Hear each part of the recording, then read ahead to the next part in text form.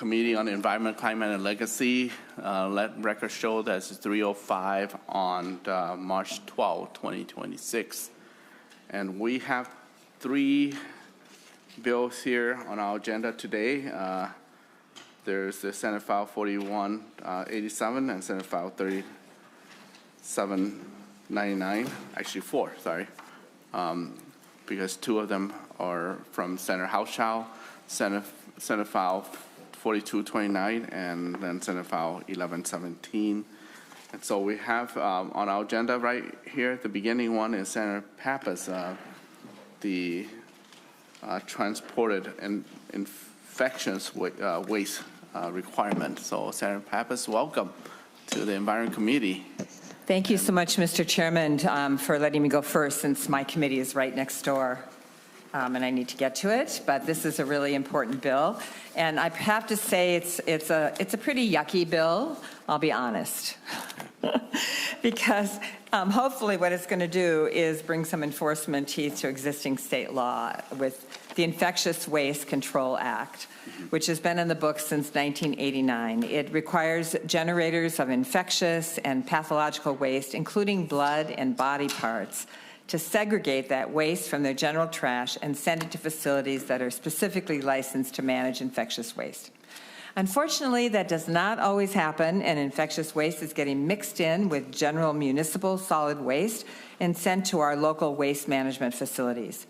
This puts facility employees who process that sort of trash at risk for infection from bloodborne pathogens such as HIV and hepatitis. It also adds unnecessary trauma, you can imagine, when you come across body parts in the waste. It adds trauma and stress to an already challenging job. Current enforcement efforts have done little to curb the problem, and that's why I'm bringing this bill forward. The bill will address the problem in 3 ways, but first, Mr. Chairman, I do have a delete all amendment. There were some technical changes that needed to be made, and the staff recommended that a delete all amendment would be easier for the members and the public to understand.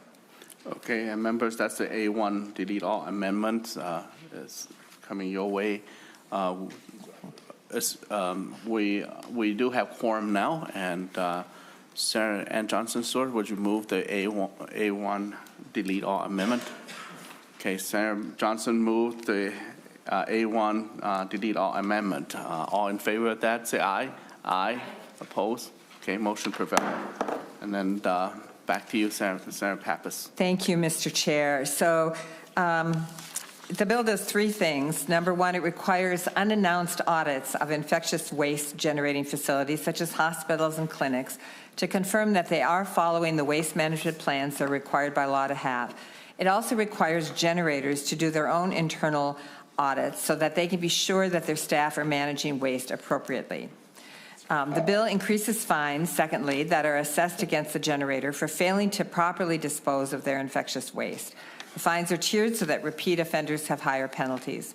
I want to be clear that the goal is for the fines to be high enough to compel infectious waste generators to do what the law already requires of them. Some facilities have already paid penalties to the MPCA of $100,000, and yet this problem persists. Third, finally, the bill provides funding for training and materials on how to properly dispose of infectious waste so generators can have a clear understanding of what is expected of them. Members, this is a system-wide problem that is not isolated to 1 or 2 bad actors. Stronger enforcement is clearly necessary to demonstrate that we expect compliance with Minnesota law. I'd like to now hand it over to Washington County Commissioner Carla Bingham to describe the impact on the Ramsey Washington Recycling and Energy Center in Newport. Welcome, Commissioner and Senator. Thank you, Mr. Chair. I'm Washington County Commissioner Carla Bingham, and I've had the privilege of sitting on the board of Ramsey Washington Recycling and Energy, which is a joint powers board between Washington County and Ramsey County, comprised of commissioners, and also had the honor of being a member of this body for 5 years, I think, yeah. When trash arrives at the R&E Center, it's tipped on the floor, for those sports fans like myself, the size of a football field. And through conveyor belts, the material goes through a series of shredders and screens and magnets, and they recover recyclable metals and trash and then the process of the remaining material is made into refused derivative fuel, and that is used to generate energy. And the R&E Center processes over 1,000 tons of trash each day. And then to continue on with the football analogy, it's enough to cover football fields 6 feet deep. So, however, the mechanical processing requires our workers to clean the equipment nightly, and they, as well as go into the equipment periodically to clear out any clogs or plugs when things get wound up. So when infectious waste is present in the general trash, our employees end up exposed to unknown, potentially life-changing pathogens.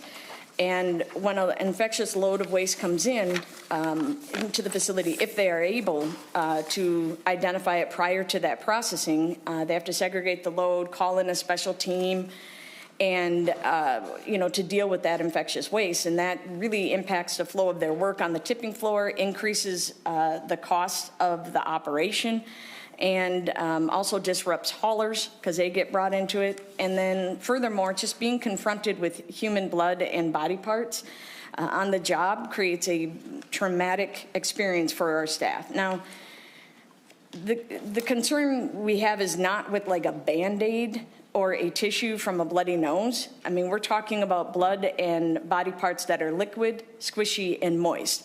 We do not want our tipping floor looking like Ed Gein's freezer or his barn.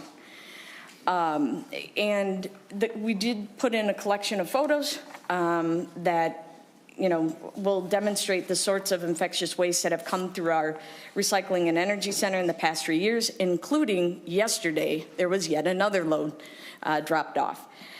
So getting to the crux of this, why I really hope you all can support this, is because this is a worker safety bill, and our workers are incredible.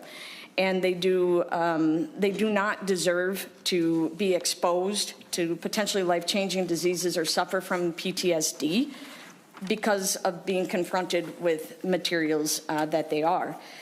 We need this waste to stop coming in. We need compliance, we need enforcement, and of course we thank the legendary Sandy Pappas for sponsoring this bill and really appreciate her support of it. We hope you can support it. And I want to turn it over now to an R&E employee, Brad Pratzek, to talk about his experience dealing with the infectious waste. Okay, welcome. State your name for the record. Hello, Mr. Chairman. My name is Brad Pratzek. I'm a 25-year employee of Ramsey, Washington Recycling and Energy Center. I'm represented by IEBW Local 23. I'm here today to discuss the infectious waste entering our facility. I'm hoping to give you some insight into the disturbing and grotesque items we have been forced to deal with. This is not a new problem. It's been going on my entire career. In 2023, Channel 9 Corin Hogard and 2025, Channel 5 Eric Chaloux both did stories that helped bring this matter in front and center. I can tell you that I've personally seen bones, flesh, hair and scalp matter, and soft tissue that I can't identify. I've seen large quantities of blood items such as IV tubes, vials, filters, and rags. One container that I will not forget was labeled monkeypox. I will never know if that's what it was, but I definitely don't want to see it again. There are several hundreds of pictures taken by myself, coworkers, Clean Response, for all who want to view. People have a hard time looking at these photos, let alone see them in person. There are a couple of ways that this infectious waste is entering our facility. The first one is the direct haul from the generator to the R&E Center. This way is the easiest to identify, as we are informed as they enter the building that they have medical. We can inspect the load with a quick walk around. Once we identify it as infectious waste, the labor-intensive work starts. We have to cone off the product, inform management. We have to identify the truck number, pick up the location, and set up a sorting area for Clean Response to go through the load. This is a huge task while still trying to operate a tipping floor of heavy equipment, garbage trucks, semis, and now add people hand sorting infectious waste. The second way it enters is not so easy. The infectious waste comes in on trucks mixed with tons of regular waste. This can easily be processed if we don't see it. It is not unusual to see the same bloody items caught on conveyors, wrapped in discs, and hanging from rollers. These items need to be removed by the employees that want nothing to do with infectious waste, and I don't blame them. We use PPE, but it is not enough when you accidentally grab needles, bloody bags, tubes, etc. We deserve to work in the safest environment possible. This can be avoided, and it needs to be avoided. Thank you for listening to our story. Thank you very much. And we have two more testifiers. Michelle Benson. also our former legislator as well, our former state senator. It is a legendary moment right here through you guys. I suppose, 2X and one soon-to-be X. and I wish you all the best, Senator Pappas, and thank you for your work. Mr. Chair. Welcome. And committee members, my name is Michelle Benson. I represent the Minnesota Hospital Association, and I'm here on behalf of our 139 hospitals and health systems across the state. Hospitals share your commitment to protecting public health, keeping waste management workers safe, and ensuring the responsible handling of infectious waste. Our facilities operate in highly regulated environments under MDH, MPCA, OSHA, CMS, the Joint Commission, and the CDC. We already maintain extensive policies, staff training, and compliance systems to prevent improper waste handling. Even with strong training and compliance systems, mistakes can occur in busy clinical settings. As Commissioner Bigham mentioned, special teams then come in to clean up this waste, and hospitals pay for that cleanup. The penalties in Senate File 4187 represent a dramatic and unprecedented escalation. This bill is unclear as to how violations would be counted. Is it per load, per incident, per day, potentially multiplying penalties by hundreds of thousands or into the millions? For a small rural hospital, a fine of that size could jeopardize their ability to continue serving their community. As I review the language in the A1 amendment, lines 1.23 and forward, the parameters of the penalties are unclear. If a hospital has 3 violations over a 10-year span, a 20-year span, a 30-year span, are they subject to a fine of $2 million? It seems they would also be subject to unidentified sanctions against their license. A hospital would have to be perfect over an undefined period of time or face extreme sanctions. In addition to the extraordinary fines, on lines 2.4 to 2.8 of the A1, the bill requires the MPCA to send half of these fines to the receiving waste management facility. We're not aware of another area in state law where statutory penalties of this magnitude and the requirement to share the fines with a reporting entity. As Senator Pappas mentioned, under existing MPCA authority, corrective action plans are in place and fines have been issued. We all want a system that protects workers, the environment, and public health. But Senate File 4187, as written, could unintentionally harm the very hospitals Minnesotans rely on. We urge the committee to reconsider this approach, align consequences with the current regulatory construct, work with hospitals, waste management partners, and regulators on balanced solutions that strengthen safety without threatening access to care. We, as always, thank Senator Pappas for her open-door approach to legislating. We thank you, Mr. Chair, and members for hearing our testimony today. Thank you, Director Benson. Just for committee to know that this bill will be referred to Health and Human Service, so the context of discussion is environmental impact only. And I want to call the next testifier, Mr. Kurt Kaduka from MPCA. Somebody just told me that. Welcome. Thank you, Chair and committee members. For the record, my name is Kurt Kaduka. I'm the Assistant Commissioner with the Minnesota Pollution Control Agency. First off, I want to thank the author and Ramsey Washington County for bringing this bill forward. This is a difficult situation that Ramsey Washington County and its employees have been dealing with. And we have an active open enforcement action, and so cannot comment on the details at this time. However, in general, we do find that the amounts of materials being found are not just individual mistakes, but larger systematic issues in some parts of the state. In addition, this is not something that's isolated to this facility. There is the understanding and through conversations with others that there are other solid waste facilities that may be experiencing similar circumstances. This bill is a good start, but given the problem itself, we need a holistic approach to this, and would recommend that education outreach be part of the process moving forward, increased inspections, for the generators, as mentioned in the bill, along with updates to the law to aid compliance enforcement efforts on infectious waste and modernize it for new risks and also healthcare industry changes. These things will require additional resources to carry out, in addition to the increased inspections that are required in the bill for the MPCA to be able to carry them out. In addition, the legislature should decide on penalty thresholds. Some believe that current penalty amounts are not high enough in some major cases to act as effective deterrence. We do know for sure that the statute itself needs to be clarified in how infectious waste is handled compared to the larger enforcement matrix. In addition, facilities do need a process to be able to recapture costs. As you've heard, facilities have their own costs to cover through the cleanup of these materials when they come to their facility, requiring specialized contractors to come in and do the work.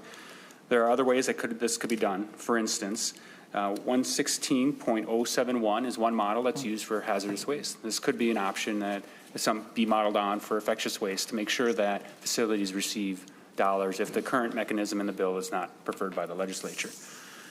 Overall, this is an issue that needs to be addressed in a holistic approach, and we're here to assist the legislature and others in these efforts.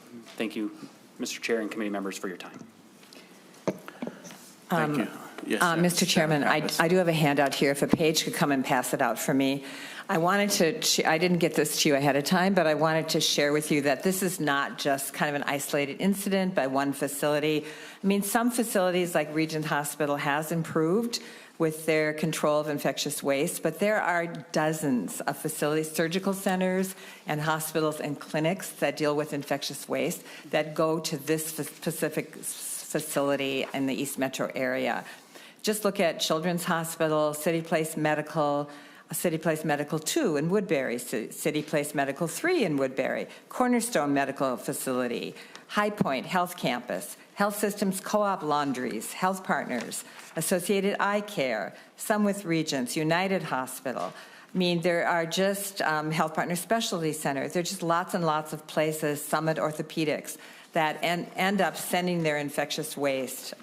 So as Mr. Kudaka called, this is really a systemic problem.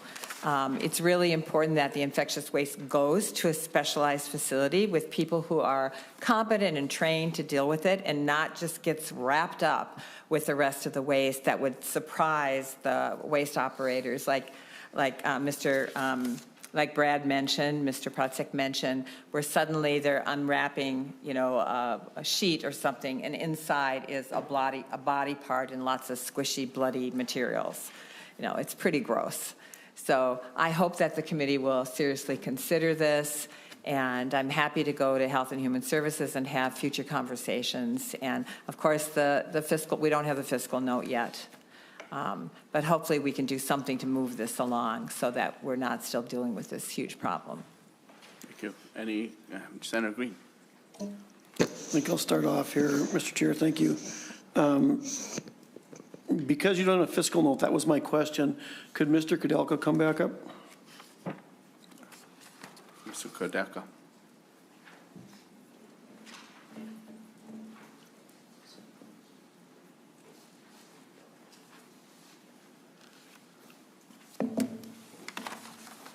Welcome back. Mr. Chair. Okay, Mr. Chair, thank you. Mr. Kudelka, you had mentioned that you're already doing some of these inspections, but if this goes forward, I assume you're going to have to hire some new FTEs? That is a question. Mr. Kudelka. Mr. Chair and committee members, correct. There would be additional staff needed for the inspections. Senator Green. Thank you, Mr. Chair. So have you had time to look into this and see what you think it might cost the MPCA to do this? Mr. Kudelka. Mr. Chair and committee members, we're putting together a fiscal note looking at what are various types of compliance and enforcement systems that we could build, and be interested in the legislative input too on what they would see would be appropriate level of inspections. Mr. Chair, because in this bill, it looks like I mean, you could potentially be getting a lot of money from this bill and sharing it with the waste facilities, which brings up another, concern that that's a lot of money to be going in. I mean, even one fine starting out at $500,000 and jumping up very quickly. And so, to the testifier then too, or to the bill author, it was mentioned a couple of times that there's not any really guidelines to distinguish what a violation would be. How, like, for instance, if you got a load of material and there was more than one item in there that would qualify, is that 2 violations, or is it 1? What, do you have any idea what the violations, how they would be distinguished? Director MPCA does the violating, so they should answer. Mr. Chair and committee members, a couple pieces there. The bill directs the funds to the environmental fund for any penalty revenues. The agency does not have access to it. It would have to be appropriated by the legislature first before the agency would be able to use those dollars. The second question in terms of violation, in our normal enforcement metric, that is something that we would look at, the specifics of the case. The amount of materials there, the situation of when it happened, how often those type of situations would help dictate what the violations are. This law would make it a little bit more rigid in that regard. There would have to really look at what accounts for a violation, but that is something that we would look at case specific to determine. Okay, Mr. Chair, and then that opens up another question. There's some broad authority here given to the MPCA, and one of the testifiers mentioned that it could even affect the license of that facility. Is there any assurances that we can have, or any limitations that should be put in upon the agency and the commissioner to say we can't be shutting down our hospitals? Because I understand the issue here, but I also know, I looked up some figures, and that there's approximately 70% of our hospitals right now are operating in the red right now. And no one wants to, look at violations that are done intentionally. I find that hard to believe that they are actually done intentionally. I can see it in an emergency room, or if there's an event that there's a whole lot of people there, that sometimes these things happen. I get that. But these fines that are in here, I don't know about Ramsey and Washington counties, but this would destroy our local hospitals that like I said, are already running in the red. I think there's another high percentage of the ones that are not in the red that are barely on the edge. And so then the question, Mr. Kudelka, would be, have you thought about this, or has the agency discussed going forward with something that could, in fact, pull a facility's license? Sarah Pappas and Mr. Kudelka. Mr. Chairman, we're certainly happy to discuss the fine levels. We really wanted to get people's attention here, and remember that if you don't put infectious waste in with your solid waste, then you're not going to get fined. So I think it does require people to be careful that they're putting it in the proper barrel, if you will, for infectious waste to go to a specific infectious waste facility. And so a lot of that has to do with training and audits and checking and just being kind of responsible. It's just not fair to the workers to be put to this risk with infectious waste. So the people in the hospital need to be careful how they're handling it, so that they're not endangering people outside the hospital. Mr. Chair, Senator Green. Your points are probably valid, but there's also the issue that go try to find staffing for the hospitals. A lot of the times you're working with CNAs, which are not supposed to be doing the work that they're doing sometimes now. Just for instance, you can have one RN on duty or LPN on duty and not be able to, they're still farming out medications because there's just not enough people there. And so the issue is more than just they need to be more careful. And I agree that probably they may be, and the training is great, but you got to have people there, and the turnover is huge. And slapping a huge fine on them, I don't think is the answer. I'm going to let other people ask questions, but I do have one more. Other entities besides hospitals deal with these things. Would this roll over? And for instance, if the University of Minnesota, are they included in this? Agencies that may have inadvertently tossed away animal parts, are they included in this too? Could they also receive these fines? Mr. Chairman and Senator Green, that's why I passed out the paper to show you that there were violations by other entities besides hospitals.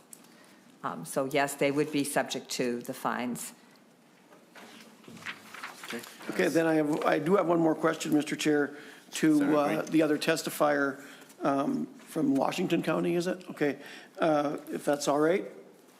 Okay. Go ahead, Senator Green. So when you're looking through this and you get,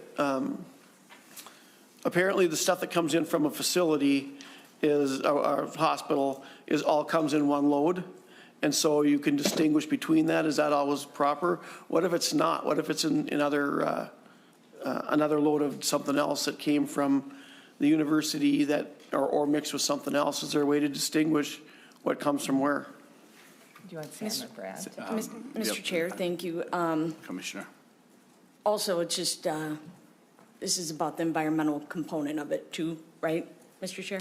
That's correct. And so I would say that when we see a bunch of material that is clearly, bodies, tissue, mushy gushy stuff, it has to stop the whole process. So hopefully we can hopefully we see that on the floor and we can segregate it. If not, it gets caught up in the belts and the hammers and everything else, which is gross, and our staff has to put themselves at risk to clean it up. The haulers obviously log, their route. We're able to track that back to a degree. Okay, there are other members that have questions. Senator Ann Johnson-Stewart. Thank you, Mr. Chair. Thank you, Senator Pappas, for bringing this. Commissioner Bigham, it is delightful to see you. I have a quick question. How are infectious or pathological waste generators identified? Do they have to have a license, or do they, who is an infectious or pathological waste generator? Senator Pappas, Ms. Director. Let Kodaka. MPCA answer that to make sure it's accurate. Yep, Mr. Kodaka. Chair and committee members, infectious waste generators, there is not a license or any type of registration with the state.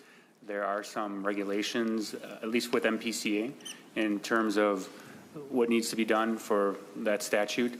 Transporters and treatment and storage locations do have certifications or registrations that have to come through the agency. But the generators that we're talking about today do not have a permit or any type of certificate with the agency. Follow up, Senator Johnson-Stewart. Thank you, Mr. Chair. So I just have I too am concerned about the fines. I am in agreement with Senator Green about that. My question is, if garbage comes from, I'll just pick one, Maplewood Surgery Center, and the garbage from the surgery center is separated, which I would fully expect, and it goes to a different place. What if garbage comes from one of these places and it's from the bathroom, where maybe somebody put a diaper or a menstrual product or a Sharp or something in the regular garbage, but it came from any one of these places? Would that be subject to fine? Because it's pathological human waste coming from one of these places, but it wasn't, a Sharp, we see them in garbage, in restrooms, but people could put a Sharp or something in the regular garbage. I just don't want one of these places to be subject to fines for that. So is that an issue that I should be concerned about? Is that something that happens? Commissioner Bigham. Thank you, Mr. Chair. First, on behalf of all employees at all waste processing facilities, please do not put your Sharps in the waste. That's very dangerous for our employees. And the, I'm going to see if either Sam or Finnegan can. Mr. Chair, We're not worried about, Senator Ann Johnson Stewart, we're not worried about, a bloody tissue or a Band-Aid. We're worried about the body parts. So it wouldn't, that's not something we would seek out. Okay. Okay, welcome, and state your name for the record.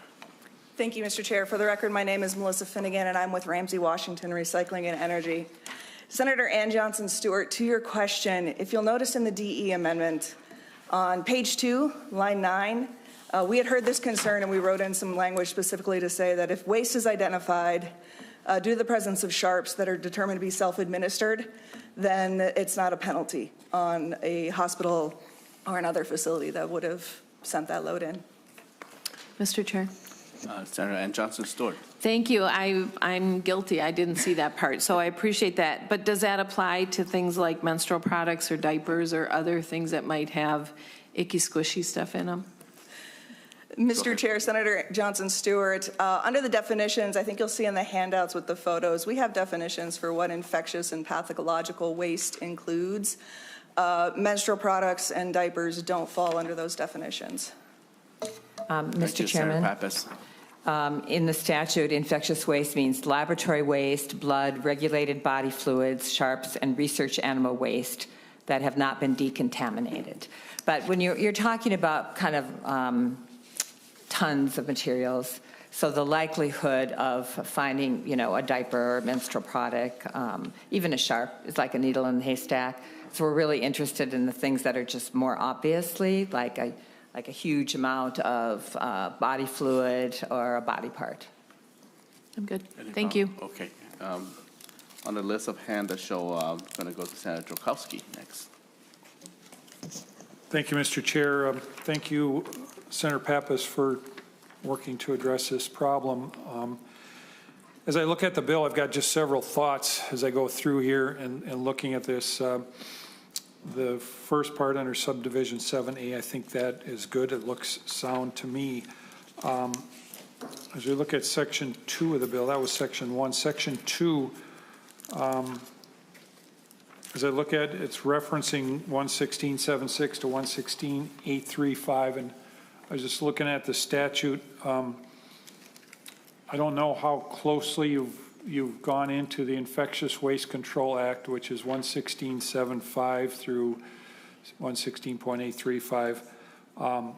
But under coverage, which is 116.77, it suggests that this covers, I'll just read who this covers, and maybe staff can help us here. It covers any person, including a veterinarian, who generates, treats, stores, transports, or disposes, generated by households, farm operations, or agricultural businesses. So that seems to be broader than what we're talking about here.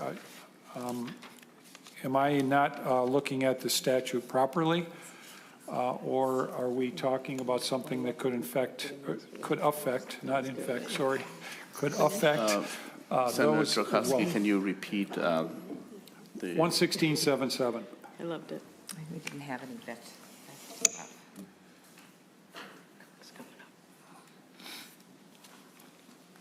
Well, Mr. Stanley's looking that up. Oh, Mr. Stanley's ready.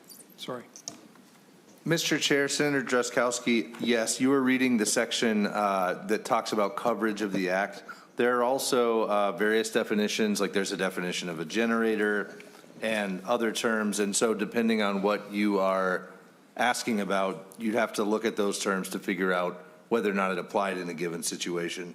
So for example, I know this isn't what you're asking about right now, but if you look on line 24 of the amendment, it's talking about generators. And so, presumably if you're talking about, depending on what you're asking about, there may be things that apply to generators but not to other people, or things that apply to other people but not generators, and so forth. So, Mr. Chair, Mr. Stanley, where is generators covered in the Control Act? Mr. Chair and Senator Drazkowski, it's a defined term in 116.76. Okay.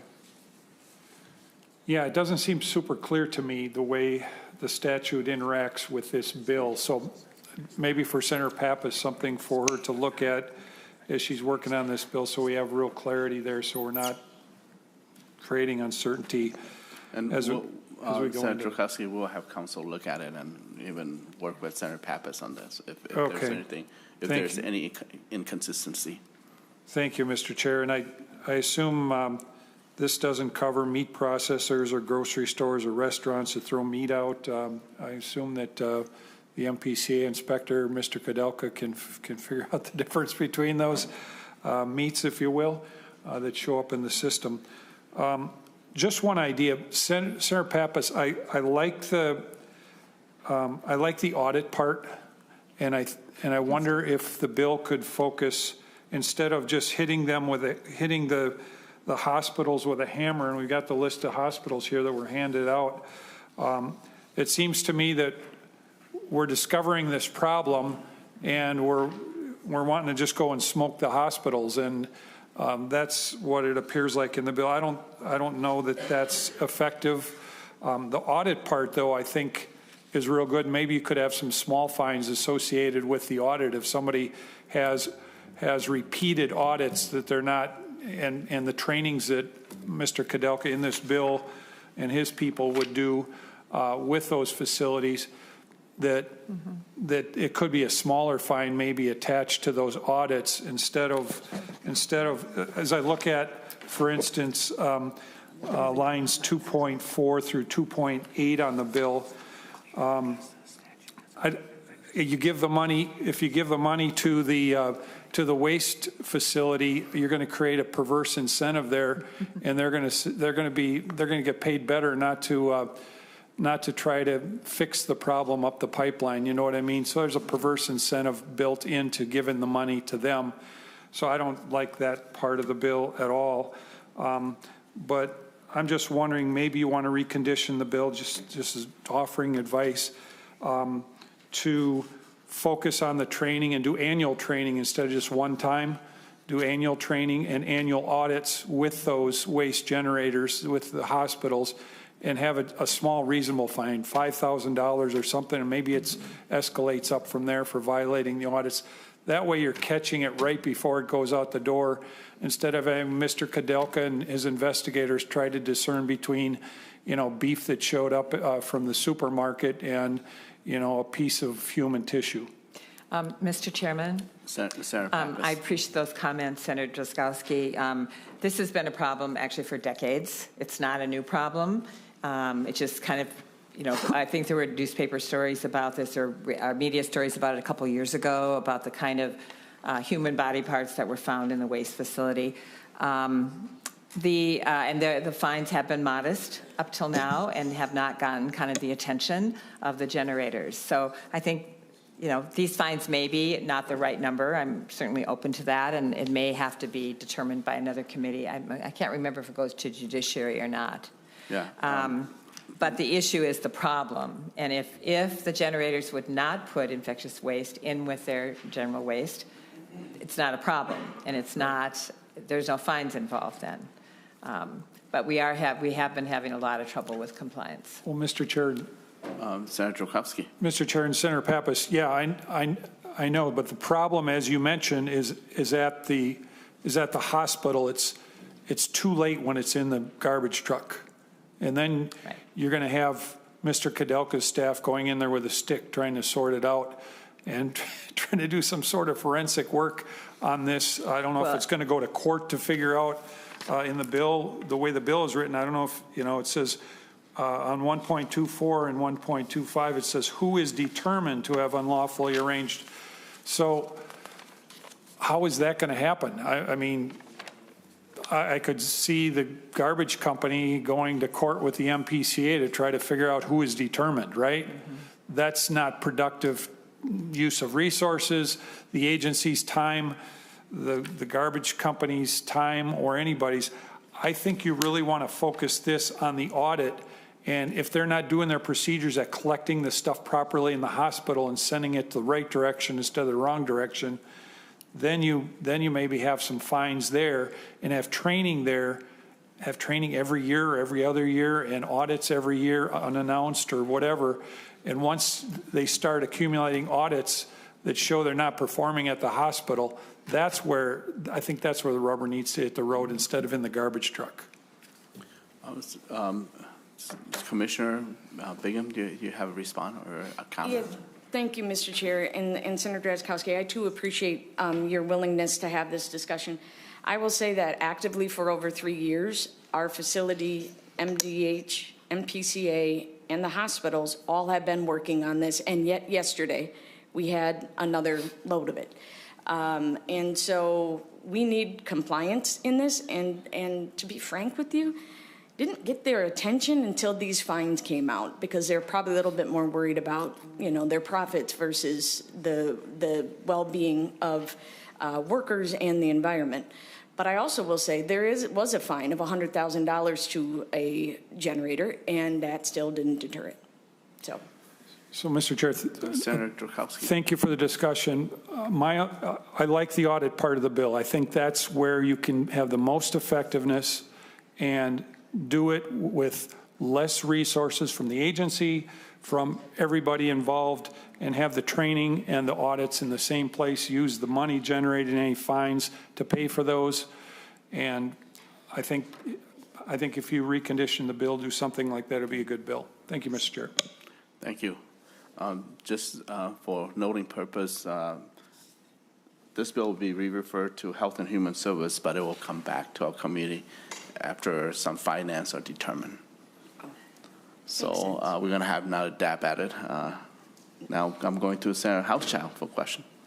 Thank you, Mr. Chair, and thank you, Senator Pappas. I don't want to, add on. I know there's been a lot of discussion already, but I just want to highlight, in Minnesota, we have 31 hospitals out of the 127 that are financially distressed.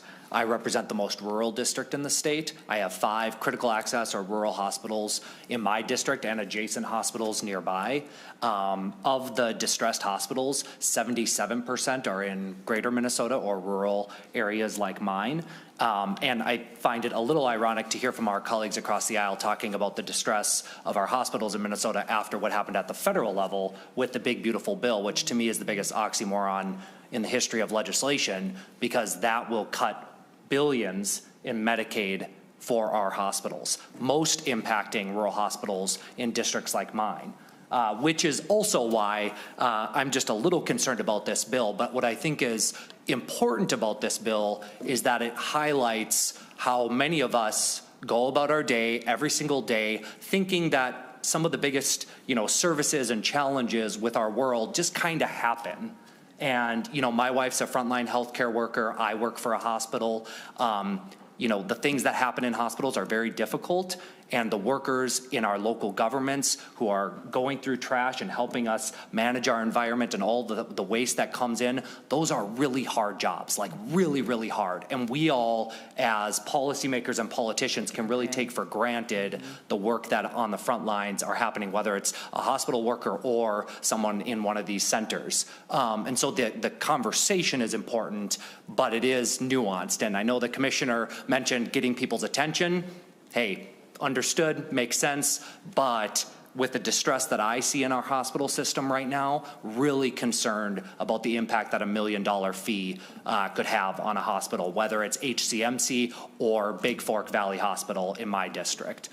So hopefully, as this moves through the committee process and you continue to have conversations, we can, be thoughtful about what those fees look like, what the impact would be on healthcare, whether it's urban or rural, and also just take into account that the feds have really, really destroyed our healthcare system here in our state and across the country. So thank you, Mr. Chair, and thank you, Senator Pappas. Thank you. Mr. Chairman. Next on the list, Senator Pappas, you want to respond Mr. Chairman, to I that? just want to say I really appreciate the conversation, and I'm not a healthcare expert, so I appreciate the advice from those who are, and we are certainly committed to continue working on this bill and trying to resolve the problem. Okay. Senator Lane. Thank you, Mr. Chair, and thanks, Senator Pappas. When the advocates came to my office, it was something that I'm well aware of. I'm probably on the realm of one of the generators, to be honest, but I don't work in a hospital, so I work in the realm of EMS. which is something that when looking at the bill, it talks mostly at hospitals and it works mostly with hospitals, but obviously you throw a theoretical situation out there and it comes to mind, how does this actually work when you're an EMS and you're on a scene and you're becoming a generator, but oftentimes you are not the one that is going to be responsible for removing the garbage from that scene. I can tell you that is just not a capability oftentimes within EMS.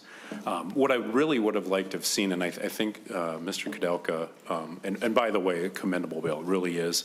I think you're onto a problem. We've identified the problem, now how do we fix it? And I think step one is getting both sides, peace in the valley or whatever, but maybe even neutral we go for if we get the hospital association back up here and say, hey, this is something we could work with to reduce the problem, if not eliminate. I know we've talked about the fine. When it comes to the fiscal note, I think that's important for sure. But the thing that comes to mind even quicker than that is probably the local impact statement that should probably also be done. So I would highly suggest that portion of it, because what does it mean if one of these hospitals is instituted with $1 million fine? What does that, I don't want you to go down that road, but where the dollars are going to be coming from. Especially when the federal government, if they are reducing reimbursement rates, then we're really looking at something where then it's going to hurt the hospital specifically hard. There is, really the only question I have for you, I guess, after my comments is the process that exists now for education, or if it's a notification or a public awareness campaign or whatever you want to call it, the numbers do seem to be reduced. There's some of the places, and I won't call them out on name from your list, but where there's several occurrences of fines being placed, and then over the years it is tending to dwindle, and maybe you're on the right track. Maybe those practices that have been taking place since 2023 are working, and is that something where we can, as a state, invest more dollars or more effort into continuing to look down those routes? And I guess that's maybe a general question to ask all three of you. I think I mentioned in my opening comments that I think that Regents Hospital, for one, has been very concerned about this problem and very cooperative and has reduced their amount of violations significantly. Other hospitals or other surgical centers have not necessarily done that. So it does vary a little bit. Now, this is only East Metro, so I'm not sure what's going on in the rest of the state. That would be good data to get from those waste facilities, for sure. But it is a conversation that's really important to have, because, and I think part of the reason for some of the money going to the waste facility is, as Mr. Pratzek mentioned, they have to shut down part of their facility and put up cones and call in infectious waste experts, and maybe call an MPCA to identify what the waste is and where it came from. They have to track it back to where it came. So it does cost money on their part to deal at their end with the infectious waste. So yeah, upriver, it's much better to prevent it from coming to the facility at all. Thank you, Mr. Chair. And I would just reiterate that the generator language, and if there is in statute, I'd be curious to look at that and what that exactly means, because, again, EMS is one that I know and love well. But also, we're talking about first responders, fire departments, there is a list of non-emergency medical transportation that, we worked hard on a couple of years ago with the EMS bill. So I think it impacts a larger group of folks that it may be the bloody nose rag that we talked about, but it may be more than that too for those. So thank you, Mr. Chair. Thank you, certainly. Senator Wiesenberg. Thank you, Mr. Chair. I just had one question. I don't remember the amount. How much waste was it a day that you're going through? Commissioner? Mr. Chair, we do 1,000 tons a day. 1,000 tons a day. Thank you. That's all. Right there. Thank you. Senator Green. Hopefully I'm closing this up. I just wanted to make the comment. You mentioned Regents, and I won't mention the other ones either. I don't want to call them all, but there in 2023 you had some that were numerous. I mean, And even the amount of fines or penalties or occurrences has gone way down in 2025. I mean, way down. And some of those that had many in 2025 had none. Now, I do see there's a few smaller hospitals that maybe got a penalty too, but obviously what is happening now has made it, looks like a pretty huge impact. And I wonder if the bill isn't jumping the gun a little bit. I don't really like to see it move on. I know around here we like to say, well, we'll fix it in the next committee, but I think that before this bill moves on, it should come back and address maybe some of these problems and have something go more into training than the penalties. And just one last comment, Mr. Chair. You know, I hear a lot about the federal money being discussed. I don't even know why we're discussing it here in environment, but because it came up, we could cure that in short order if we would just give the information the feds are asking for. With $9 billion in fraud in the state, and maybe more, it's reasonable for the people that are giving you that money to ask, can we validate where it's coming from? So, thank you. We'll go back and forth. Yes, Senator Hauschild. Thank you, Mr. Chair. To Senator Green's point, that was regarding election data. The Medicaid cuts are ongoing, permanent in the big, beautiful bill and will impact hospitals regardless of any information that's provided from the state. Thank you. Okay, good. Thank you for the response there. You know, again, Senator Green and others, this bill will be referred to the Committee on Health and Human Services and then come back. But so we'll have, again, we're going to have another dab at it after they resolve some of the finance or fiscal note here on the bill. And appreciate that we don't talk so much about the fraud aspect of it. There's no fraud in this. I'm not, but that's a matter, different jurisdiction, different subject matter, different issue. But Senator Pappas, any closing remark? Again, Mr. Chairman, thank you for the conversation. We've really revealed bigger problems here with the statute, perhaps, and how things are defined. And so look forward to kind of working on. I appreciate the introductory hearing, and because I don't think we would have brought all these things forward if we hadn't had this hearing. So I will continue working on this, and hopefully we can come out with, as Senator Lang mentioned, a Peace in the Valley resolution. Right, and from my take here, you know, we're not going to do a poll, but my take here is that everybody think that majority of folks in this committee think that we're on the right track, and we just need to tweak some number and some, you know, audit process. So thank you, Senator Pappas, and Senator Kunish, would you move this Senate File 4187 as amended to be recommended to pass and refer to the Committee on Health and Human Services? So moved. Okay, all in favor say aye. Aye.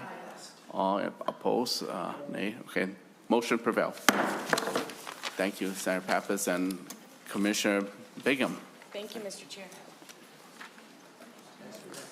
Next is Senator Hauschild, Senate File 3799, Greater Minnesota Regional Park and Trail Commission provision. And there's two testifiers, so feel free to come to the table.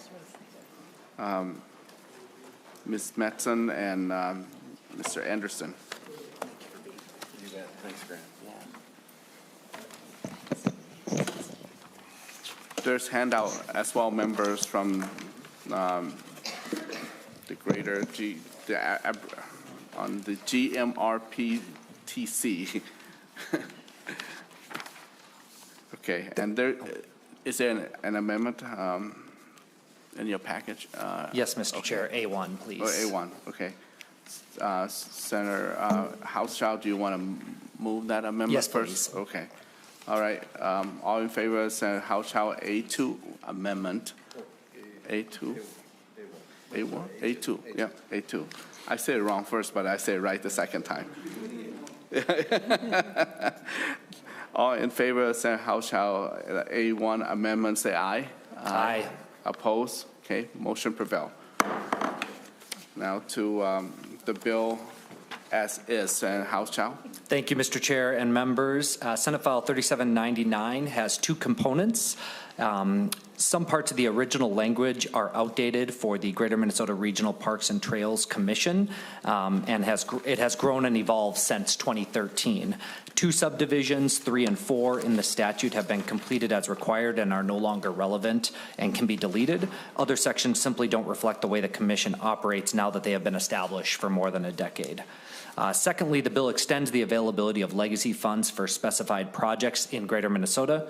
Due to the higher than anticipated costs resulting in bids much higher than budgeted, some projects needed to be rebid with alternate components. There was a significant setback due to flooding issues relevant to one of the grants, and in one instance, the bids came back lower than estimated, enabling the park to complete work for Phase 3 of the master plan. There's also this amendment that we just passed to extend the funding for a joint grant to the Greater Minnesota Regional Parks and Trail Commission, the DNR, and Met Council for coordination among partner projects that benefit parks and trails all across 3 systems. Mr. Chair, clean water, land, and legacy amendment projects have been incredibly impactful in Greater Minnesota. Legacy grants have made improvements to parks and trails and communities that would not have otherwise been able to do significant projects and improvements on their own without assistance. Enabling legislation established the commission in 2013, and over time, as the commission has developed the systems put in place, some of the statutory language simply is no longer relevant, as I've already described. The bill extends 5 legacy-funded grants that need a little bit more time to complete their projects due to a variety of factors. And I think with that, that's kind of everything that I have on my end. I'd like to have 2 testifiers, the first of which is Renee Mattson, who's the Executive Director of the Greater Minnesota Parks and Trails Commission. Thank you. Greater Minnesota Regional Park and Trail is better than tongue twist on acronym here. So welcome, Ms. Mattson. State your name for the record. Renee Mattson, Executive Director of the Greater Minnesota Regional Parks and Trails Commission. Thank you, Senator Hauschild, for introducing our bill. Thank you, committee members, today. I'm taking the second part of the bill. I'm going to talk about the extensions briefly, and our chair, Rick Anderson, who is actually one of the folks who wrote the original 25-year Parks and Trails Legacy Plan all those years ago, and has been on our commission in some capacity, recently as chair, since its inaction in 2013. So Chair Anderson is going to be spectacular explaining to you why we need some of our enabling legislation changed. As far as the grant extensions go, virtually every year for the last several years, we've had to ask for grant extensions, as Senator Hauschild explained, for a variety of reasons. One, happily, is because bids came in lower and they're able to do more work, so they need to bid out the project for that second part of the project at the same time as they're finishing up other parts, so they can get good bidding environment and do one mobilization charge rather than 2. So that does need a little bit longer runway to finish up. And the others are just simply for permitting purposes. Flooding, unfortunately, this summer was a little bit dire in one of our parks, Plum Creek and Walnut Grove. And others have just run into more than bidding situations that were just unanticipated for coming up above their estimates. So in short, we have 5 grants that need to be extended a little bit more. None of these facilities are asking for additional dollars. They can do it with the dollars that they have available. They just need more time to get the projects done, and they'll be complete and done for Minnesotans and visitors to enjoy those facilities. And then the amendment is the coordination among partners funds, and that's the 1% off the top of the Parks and Trails Fund that is used by the 3 partners in that fund, DNR, Metropolitan Council, Greater Minnesota, to do projects that jointly support and enhance the park systems across all 3 of those parks. And when you look at, we've got 2 handouts for you. One is the Outdoors for Everyone report, that is the joint report of these, all of 3 of our systems. And the other one is the Greater Minnesota report. And if you look at the middle section, which is pages 15 through 17, this beautiful fold out here, that does talk about one of the projects that is illustrative of the coordination among partners dollars. This was an incredibly wonderful project across all 3 systems that put artists and residents in 3 parks in each of the systems. So we had Actually, more than the 9 parks. Greater Minnesota did a few more parks with what we had available to work with. But the intent was to bring people and communities into our parks across the state in all 3 systems who are not typical park users for a number of reasons. Not everyone's comfortable in a park. Not everyone thinks of going to a park. But this program was intended to have artists and residents working in their communities, talking to folks that wouldn't typically be in those systems, getting their ideas, their input, their excitement about what art projects could be in their local park. And some of the projects were just so much beyond my scope of thinking about what art is. It was really a wonderful project over the last year. So it's funds like those that benefit all 3 systems, all of the visitors from the state and from outside the area, and really bring value and new ideas and experiences into our parks. So it's really important that we get those funds extended as well, and that will actually go towards the 2.0 of our Minnesota Parks Artists and Residents project in this next year. So with that, I'm going to turn it over to Chair Anderson, and he can address the items that we'd like updated in our enabling legislation. Thank you. Welcome, Chair Anderson. Do state your name for the record. And My name is Rick Anderson. I'm currently a Lyon County Commissioner and also serve on, as Renee said, on the Greater Minnesota Parks and Trails Commission since inception, and have been honored to be the chair for the last 4 to 5 years. Senator Hauschild mentioned subdivision 3 and 4 that we'd like to get rid of. Those were completed in 2013. If you go to subdivision 5, the language, as the commission has developed in the last 12 going on 13 years, processes have been reviewed and changes suggested to better meet the needs of the cities, counties, and tribal governments with facilities that meet the standards for regional designation. Given the size of many counties, it's simply too onerous, expensive, and far-reaching to require a county to develop a district-wide plan. Therefore, development of a master plan specific to the park or trail considered for designation is much more thorough and precise. To achieve regional designation, the government unit must follow these steps: submit a designation application and achieve a rank of high. If the application receives a rank of high, the government unit is asked to submit a qualified master plan following the steps and information required by the commission. And this has changed over time in the 13 years. We've gotten much better at what we do.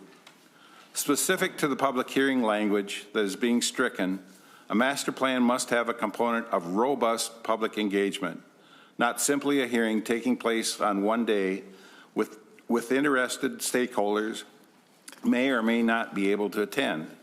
It is expected that the plan will include a series of public input sessions to help determine what components will be included in the master plan so that everyone with an interest is able to provide that input.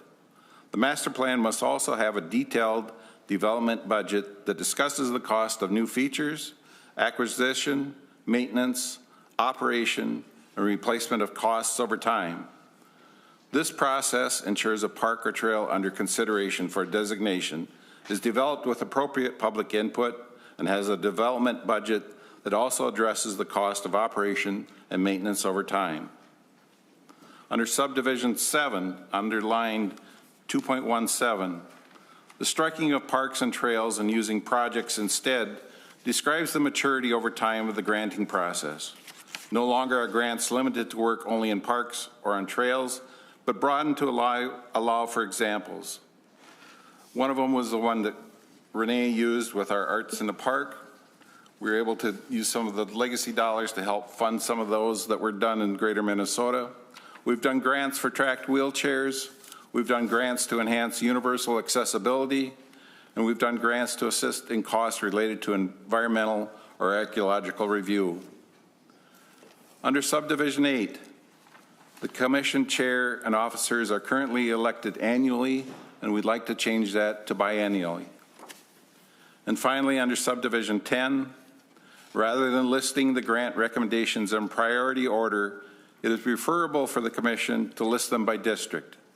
In the event cuts need to be made due to lower than expected revenue collections, the reductions can be made across several grants. rather than just cutting the lowest scoring grant or making a cut across the board. In doing that, we're able to phase those projects and are trying to make everything complete later on. Conversations can be had to determine the best course of action, which we've just elaborated on. So with that, those are the changes that we're looking for, Mr. Chair. Thank you, Chair. Thank you, Chair Anderson. Members, this bill will be laid over.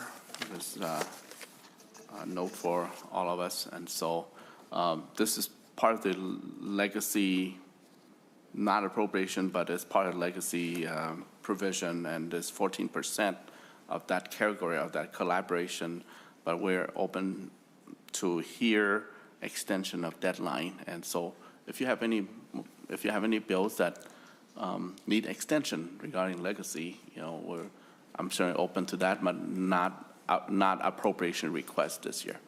So I saw both hands, so you guys synchronized so well, so I don't, Senator Lane. Thank you, Mr. Chair. I guess I have more of a technical question on the amendment, and this is probably for Mr. Stanley. So we always define the extensions fairly carefully as we give them and we look at the projects. I sit on LaSard SAM, so we do that all the time. It's not out of the ordinary. When it comes to the amendment, the availability of appropriations for coordination and projects between partners, so what, line 1.3 after coordination, am I reading that wrong by saying that could apply to projects other than the projects that are outlined within the bill as it stands? And what I mean by that is, would the coordination for other projects be available if it seems to me that you would want to add something as far as the legislative designation within the bill, or something that defines that a little clearer, because otherwise you're talking about the projects as a whole. Mr. Miller. Mr. Chairman and Senator Lang, the reference on line 5 of 1.5 is very specific to the appropriation back in the Laws 23 that specifically refers just to that appropriation that is being used across the board for the three partners, and not all projects that are in the, that are paid for under the Parks and Trails Fund. Certainly. Okay, thank you, Mr. Chair. I guess I didn't look back that far if it met the criteria. I was just worried about a partner approaching the board and being like, well, I wanted to renegotiate some things too. But if the Article 3, Section 3, Paragraph F covers that, then I'm good. Senator Green. Thank you, Mr. Chair. I did have an amendment, but I think it was taken care of. So if I could just clarify, because I did have a concern, not so much with anything in the stricken language except for the public hearings. I get really concerned if there's no public hearing. So, but did you say that your master plans that you're putting together are required to have open discussion? Senator Hauschild, Chair. Mr. Chair and members, Senator Green, yes. In going through a recent project that was done down in my area, they actually had to hold almost 6 to 7 different meetings on different days, different communities to get that input. I think we ended up with somewhere between 150 to 200 people that were able to get out and testify on things that they would like to see on that. And I think that's what we're seeing across the board within the state, on out-of-state Minnesota, is that people are getting what we're after, and they are holding more of those meetings to get that input that we are really asking for them to do. Okay.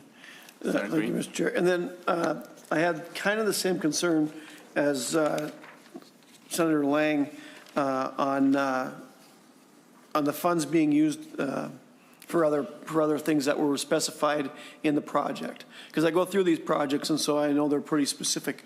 And so is there anything that actually allowed you to do, like to take something out for the Parks and Trails and use it for arts portion? Because I think that's what I heard you saying. Ms. Yes, Mattson. Yes, thank you, Chair and Senator Green.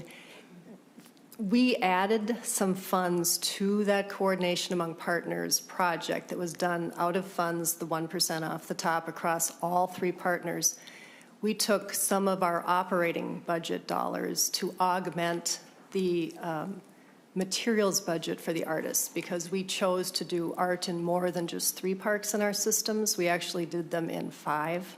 So it wasn't fair to that artist to have their hands tied and not be able to have as many dollars available to them as someone just doing one project in a park.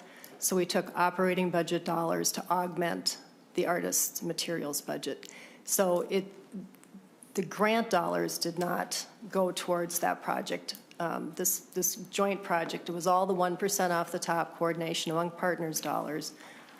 5 of the parks in our system were recipients of those artists and that work, but those funds were totally separate from the granting dollars that we had available to us.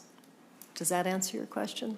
Senator Green? Thank you, Mr. Chair. But the 1% off the top was part of the grant or not? The 1%, so the Parks and Trails Fund, the 14.25%. Yep.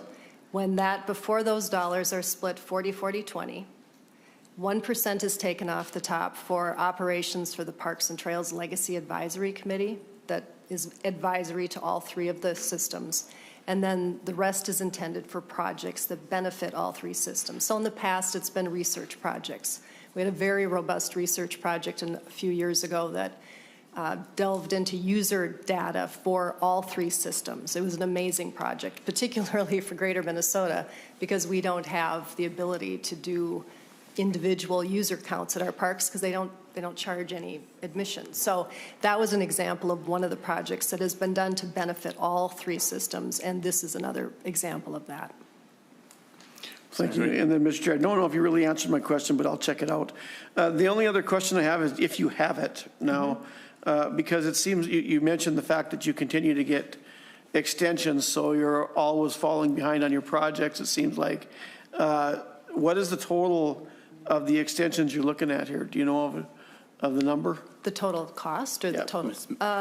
Cost of those projects in whole. Oh, excuse me, the whole extent, what you're asking for an extension for? Oh, some of them, the dollars are very small. Most of the projects are done. It's just they've been delayed. So in some cases, most of the dollars have been expended, but they won't be finalized, the work, until after June 30th. So I'd say that all except for one that had permitting problems, it's a trail project. It ran into some roadblocks on permitting. Probably 75% of the funds have been expended already over the 3 years. And just to put it into perspective, these are 3-year grants. The permitting process is not light, but that's to be expected. There are certain things you have to go through to enable a project to be built. So sometimes that can take a long time.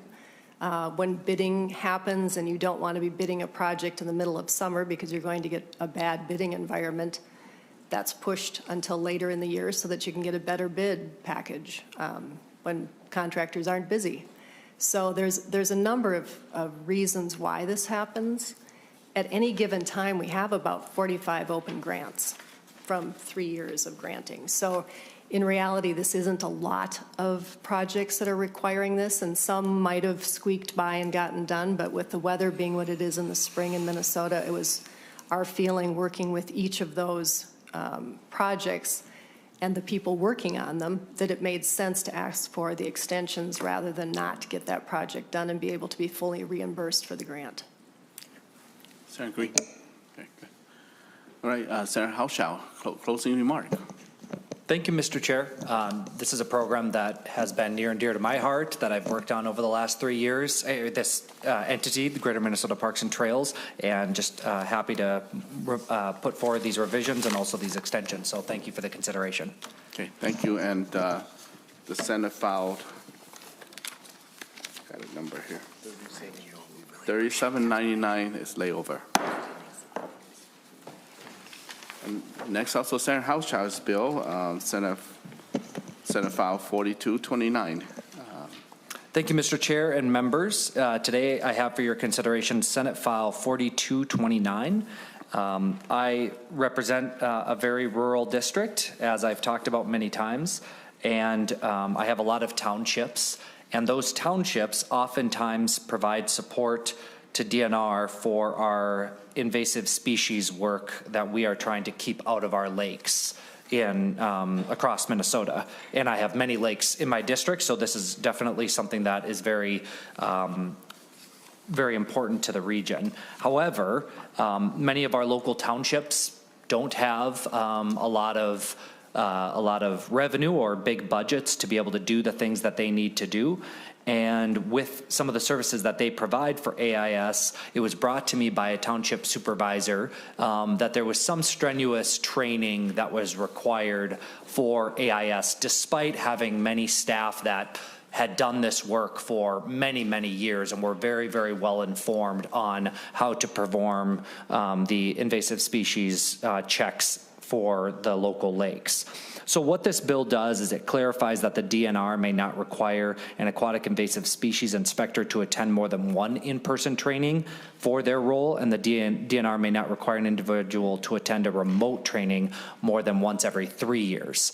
And just, this is beyond just sort of a burdensome regulation. It's actually also about costs. When you consider a township sending their inspectors somewhere across the state, staying overnight, going to trainings, doing all of that costs money for these small townships. And so it's really a budgetary issue as well, when they are pretty well aware of what inspectors have the proper training and know what they're doing in order to do the work. So with that, Mr. Chair, I hope this is something that can have some good discussion, and I'm sure we'll hear possibly from the DNR as well. I don't have a testifier. He was unavailable, but happy to hear discussion and just appreciate the consideration. Looks like we have someone from DNR, right? Okay. Ms. Pennington? Yeah, do come up and present or testify on this issue.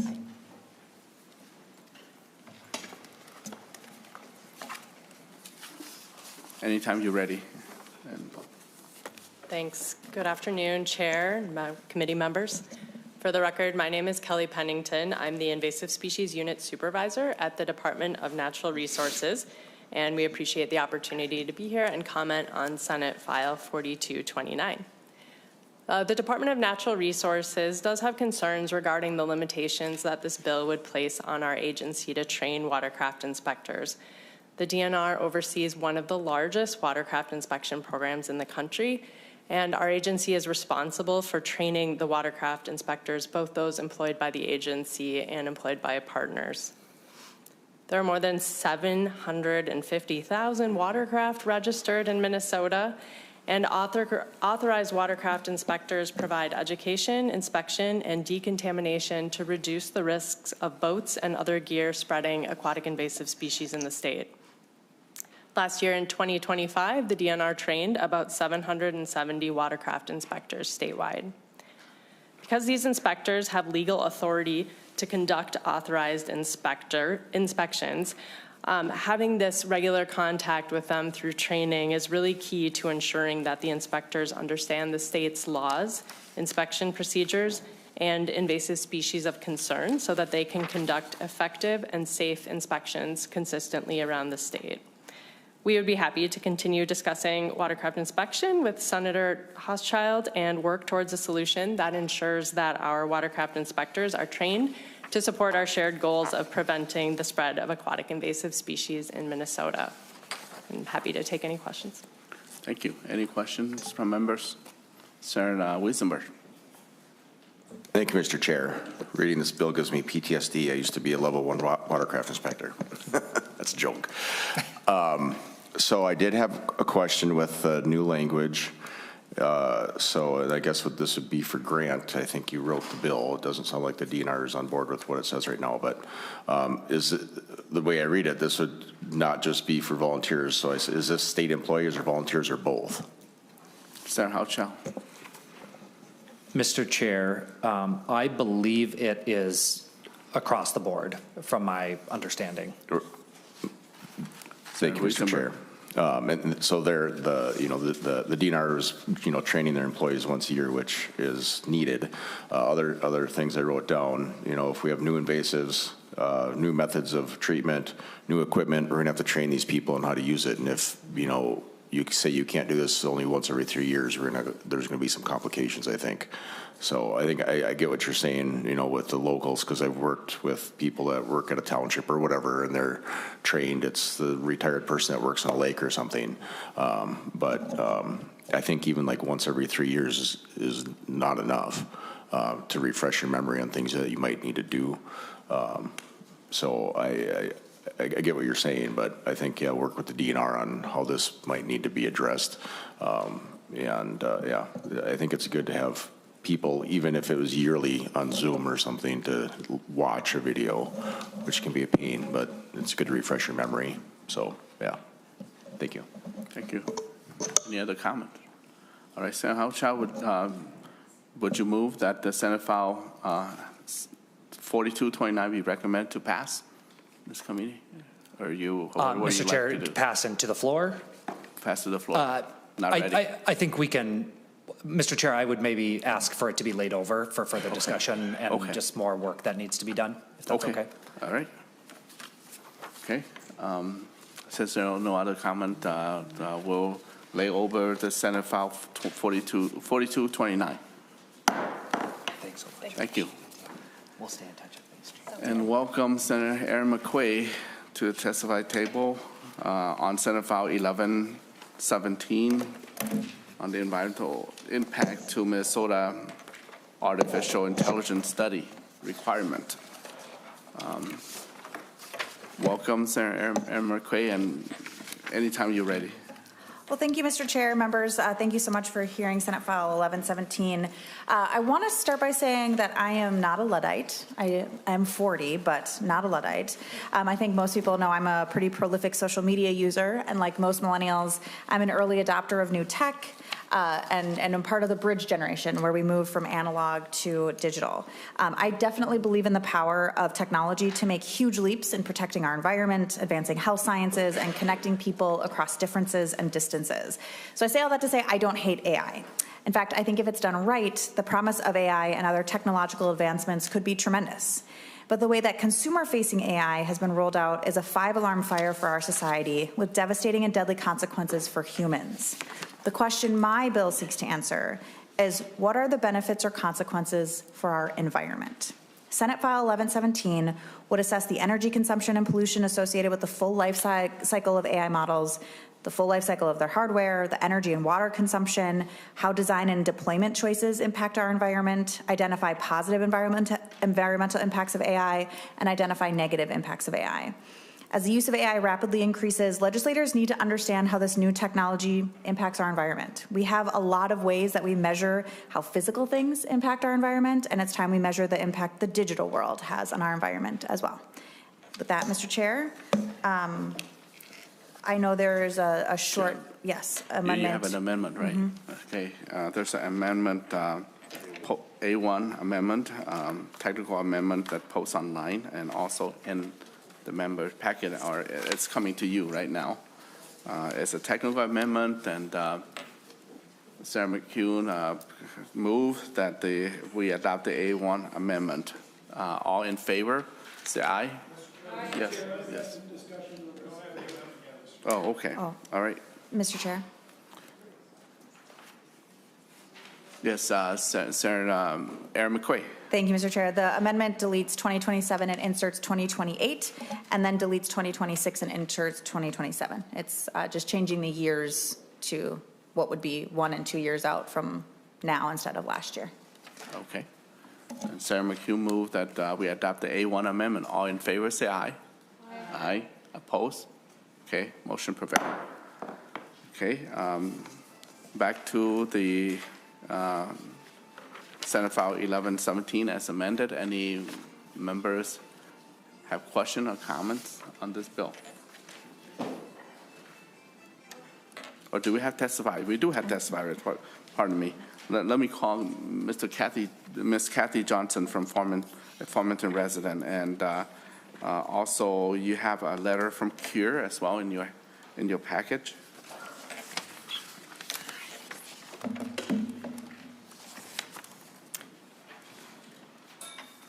Ms. Johnson, please state your name for the record and welcome to our committee. Thank you. I'm Kathy Johnson from Farmington, Minnesota. The City of Farmington staff worked with Tract Land Management of Colorado behind an NDA to plan a utility-sized technology park, also known as a hyperscale data center, and these are for AI. They used an AUAR as an environmental review tool, revealing it at a public hearing before any public input was sought or considered. It seems rather apparent that a rush to get permitting is happening, enabled by the fact that the environmental review of an AUAR is so meager. Farmington moved forward with the project despite the DNR's statement that it has strong concerns for the increased water demand, among other comments. The DNR's concerns were the reason why the first zoning application by the Met Council was rejected by the Met Council. Those concerns have never been answered. Well, where are the answers to those unanswered questions? An EIS would proactively require the DNR to study the impact of a given project. I would hope that in addition to water, things like air, noise, light, endangered species, and quality of life would also be studied. It would allow factual and scientific information to determine the suitability of a project in a given space. As it is now, data centers are defined by a 20-year-old definition, and when they had negligible footprint. Legacy data centers do not provide adequate parameters around heavy industrial development of today's hyperscalers. I am surmising that that is why Dr. Sidney Lieb of the Minnesota Department of Commerce stated in a hearing last year that the AUAR was not designed for these type of heavy industrial projects. In the absence of laws which accurately reflect the enormous footprint of a hyperscale data center, provide an appropriate framework for regulating them, it seems imperative that at minimum an EIS would be conducted to accurately know the environmental impact of this new unregulated industry. Please demand an EIS to protect Minnesota's resources and residents from predatory hands of developers who want to use them for profit.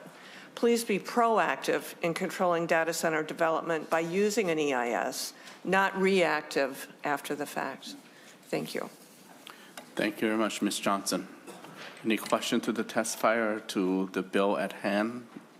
To Senator Aaron McQuay. Senator Green. Thank you, Mr. Chair. The testifier had mentioned an EIS, and this bill to me looks like it's to do a study. And I don't see a requirement for an EIS in here, which is good. To the bill author, does this bill somewhere in here require that an EIS be done?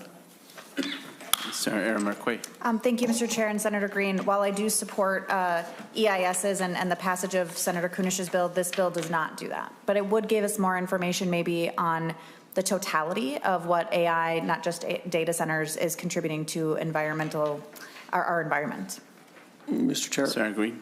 No, I don't think it's necessary. I think we'll stick with the bill in front of us. The only thing that I read through the bill, and I do know the process that goes into looking into these before they can even get a permit. And I think most of the things that you're asking for here, if not all of them, are already being done. And so I'm not really sure that there's a need for this bill right now. Mr. Senator Lane, do you want to respond to Senator Aaron McQuay?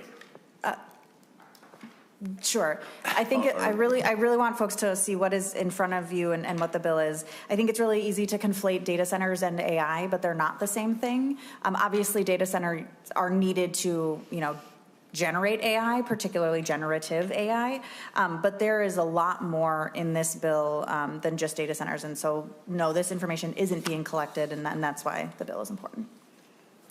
Thank you, Senator Lane. Mr. Chair, just to follow Senator Green first. No matter where we are, though, no matter what entity you're out there looking at, if they're dealing with water, if they're building anything, there is a permitting process, and it's pretty painful. A lot of companies have decided not to come here just to get through that permitting process, and I think that is in here already. So, or what you're asking for is already being done. Okay, let's go to Senator Lane and maybe, Thank you, Mr. Chair. Then after that, Aaron McQuaid can I think respond. the question maybe, and the way it maybe should have been posed between the two of us here, is are there lacking areas when it, or what are the lacking areas when it comes to EAWs, IEW? EAWs? There we go. The statement or the worksheet, whatever it may be. What are the lacking areas in particular when it comes to data centers or AI in particular? Maybe that's the question we should be asking. Senator McQuaid. Thank you, Mr. Chair, and Senator Lang. So that's a good question. So I think so Meta is building a data center in the city of Rosemount. The citizens of Rosemount, I represent most of them. And so we might be able to get information, you know, at some point from Meta about how much water they're using or how much energy they're using, you know, all that kind of stuff. What we don't have, what that doesn't tell the state of Minnesota, is how does all of the hardware required to run AI, what does that do to our environment, good or bad? What does the software do, good or bad? How does it impact the entire state? Are there benefits? Are there models to AI that are actually helping us find ways to mitigate environmental disasters? There are a lot of elements to materials, whether it's recycling them, disposing of them. The life cycle of a data center and the hardware in it is quite short. And so if we're able to find that we're able to recycle almost everything in there, that's a great environmental impact. Or if we can't recycle anything, that's probably not a great environmental impact, right? So there's something a lot more to be studied than just maybe the impact of one specific data center and one specific community. This is looking at AI in total, what it generates, what it outputs, what it requires for the entire state. And then what can we learn as policymakers about that to maybe inform some choices in the future, or cities to inform choices, so on and so forth. Oh, I saw Senator Johnson Stewart. Thank you, Mr. Chair. Thank you, Senator Maye Quade, for bringing this. We do, in fact, not require an environmental impact statement. If you remember, for data centers, if you remember last year, we had kind of at the end of the year session, that was a big topic of discussion. We were not able to get that secured, but we continue to work on it because I think it is important. I think this bill is good because, and I think it's good for everybody. It's information gathering. I've been working, for example, a lot on data centers in the last year. And what we're finding out is data centers are not monolithic. There are data centers that use water to cool, and there's data centers that use electricity to cool, and there's trade-offs. And what we've been able to learn just from study is that, you know, regulations for data centers need to be much more refined because they're not all the same thing. I've been reading a lot about AI, thanks to Senator Maye Quade, who has piqued my interest in this. And it is true, in fact, that AI, as a big topic, could require gargantuan quantities of energy. Recently, a bunch of us, Democrats and Republicans, went to a local construction company who does, in fact, build most of the data centers in the state. And they talked about this exponential growth in the need for energy, mostly centered around the need for AI. And so I think this is good. We may, in fact, find ways to optimize, and now I'm saying exactly what Senator Maye Quade just said, so I apologize, but we may find that there are better ways to plan for AI.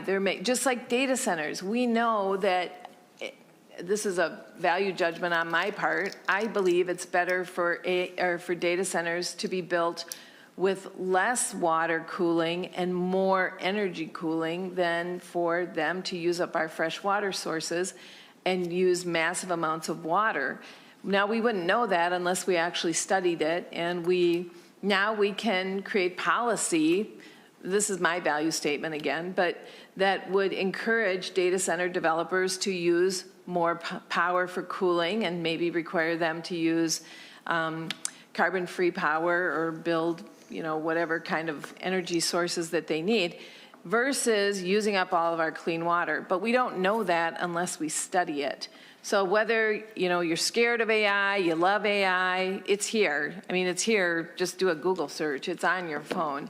And when I hear things like it uses 27, I don't even know, there's huge liters of water in here. I can't even grab what that means, but I know that we are at just the beginning of the AI revolution, and some people may laugh at that and say, oh, we've been here for decades. Yeah, maybe, I don't know, but I just know that moving forward, we are going to see an exponential growth in the need for AI, and I think it's really smart for us to study it so that we can be better prepared for the inevitable impact that it's going to have on our society. So I am a strong supporter, and I appreciate that you came up with this idea. Thank you, Senator Johnson-Stewart. Senator Kowski. Thank you, Mr. Chair. I just have two areas of questions, and one is there a fiscal note for this bill? I was in the last committee. We had two bills before us without fiscal notes, Mr. Chair, and I'm trying to figure. Mr. Chair, we used to not allow. Mr. Mueller. Mr. Chair, we used to not allow in this legislature bills to be heard in committee if they did not have a fiscal note. And I'm seeing all kinds of them go through multiple committees, and so that's what prompted me to ask. But go ahead, Mr. Mueller. And perhaps let me respond that, it's the decision of the chair myself, but most of this bill lay over. So it's something that we have to decide at the end, close to near the end of the session, on other legislation. Although we do prioritize policy bill, and doesn't mean that we're not going to close door on bills that had numbers, not necessarily physical note, but just number. So I just thought I'd give you an answer. So question for Mr. Mueller. It just seems generally, Mr. Mueller, that the fiscal notes are not coming forward for these bills. Is there something in the pipeline that's a problem, or we've got too many bills being introduced and staff can't keep up, or what do we know? Mr. Chairman, Senator Joukowsky, there is a fiscal note request on this bill. I believe it is actually due tomorrow to be finished. I looked, and there's no preliminary data yet on the fiscal note that I could look at even for this hearing. So like the chairman said, this bill is being laid over, and hopefully the fiscal note will be done soon, and it will be available to the committee as soon as it is finished. Thank you, Mr. Mueller. Mr. Chair, one more question, actually for the author, Senator Maye Quade. What is your intention with this bill? Obviously, there's been a proposal to amend it, to add an environmental impact statement or something to this. If additional regulation comes forward and is attracted to this bill, do you plan to accept that, or is your intention to actually take this bill through and have it be a report as you have in the bill today? Senator Maye Quade. Thank you, Mr. Chair. Senator Joukowsky, this is the bill in the shape I want it. Thank you, Madam Senator Maye Quade and Mr. Chair. Okay, Senator McHugh. Thank you, Mr. Chair, and thank you, Senator Maye Quade, for bringing this bill forward. I greatly admire all of the work that you have done around AI and generative AI. I think it's been really illuminating for all of your colleagues in the Senate over these last years that you've been doing this work. And so I also want to express my support for this bill in particular. I think that having a study that just gives the public more information is again and again, like what I am hearing from communities near where I live and from people now around the state when it comes to data center development in particular, but also this larger issue of AI itself is, what does this mean for my community?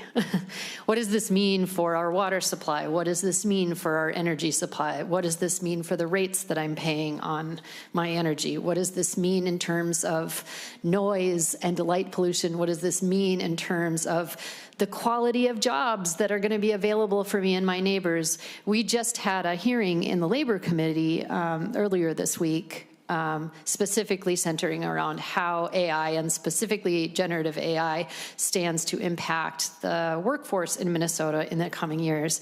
And we had a lot of very interesting testimony as part of that report that was done. And one of the things that they told us is that this generative AI now has a 7-month half-life. So every 7 months, the capabilities that this generative AI has doubles. Just to try to help us get our minds around how fast all of this is advancing in ways that I think are just almost hard for us to get our minds around. And so seeing AI expand with this rapid pace, much, much faster than government, right? I mean, that's just not the pace that we go at.